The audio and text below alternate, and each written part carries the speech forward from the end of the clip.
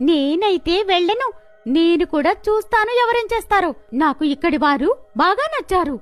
పట్టణపు ప్రజలైతే ఇలా కాదు, అసలు ఒకరినొకరు మాట్లాడుకోరు, ఒకరినొకరు కలవరు కూడా. ఎదుటివారు ఎంత పెద్ద కష్టంలో కూడా ఒకళ్ళకొకరు పట్టించుకోరు. నాకైతే పట్టణం గురించి తెలియనే తెలీదు. నాకైతే చిన్నప్పటి నుంచి పట్టణాల్లో ఉండడం అంటే నాకు చాలా ఇష్టం. కాని నా యొక్క చావు ఒక మందులేని రోగం వల్ల జరిగింది. నీకు క్యాన్సర్ రోగం తెలుసా? నాకు క్యాన్సర్ ఉండేది. దానికి సరైన మందు దొరకక నేను చనిపోయాను.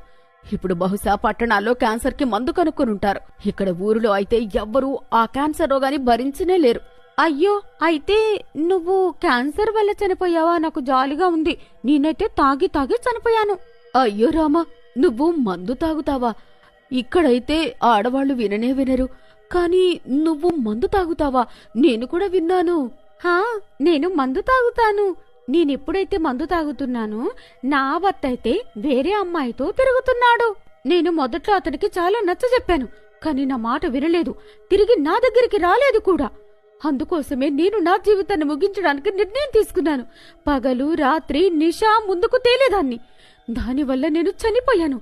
ఆ ఊరి దెయ్యం ఇంకా పట్టణపు దెయ్యం ఒకరి కష్టాలు ఒకరు తెలుసుకుని ఇద్దరూ ఓదార్చుకుంటూ ఉంటారు. వాళ్ళిద్దరూ కూడా చాలా బాధపడుతుంటారు. అటేమో గ్రామ ప్రజలందరూ కూడా ఈ విషయమై మాట్లాడుకోవడానికి ఒక దగ్గర చేరుతారు. అరే, ఈ మాట మీకు తెలుసా? మన గ్రామానికి పట్టిన భయం వదిలిపోయింది. దెయ్యాలకు పట్టిన పీడ వదిలిపోయింది. మన ఊరి దెయ్యం పట్టణం దెయ్యంతో చెయ్యి కలిపింది. మన ఊరి దెయ్యాన్ని పట్టణపు దెయ్యం తన దగ్గరికి తీసుకుని పట్టణానికి వెళ్లిపోయింది. ఇక మనకంతా మంచి జరుగుతుంది. నేనైతే ఈ దెయ్యాల్ని వదిలించుకోవడానికి తాంత్రికుని కలుద్దామనుకున్నా. వీళ్ళిద్దరినీ కలిపి ఒక గాజు సీసాలో బంధించి వీళ్ళిద్దరినీ సముద్రంలో విసిరేయాలి అనుకున్నా. ఊరి దెయ్యం మరియు పట్టణపు దెయ్యం రెండూ కలిసి మాట్లాడుకుంటూ ఉంటాయి.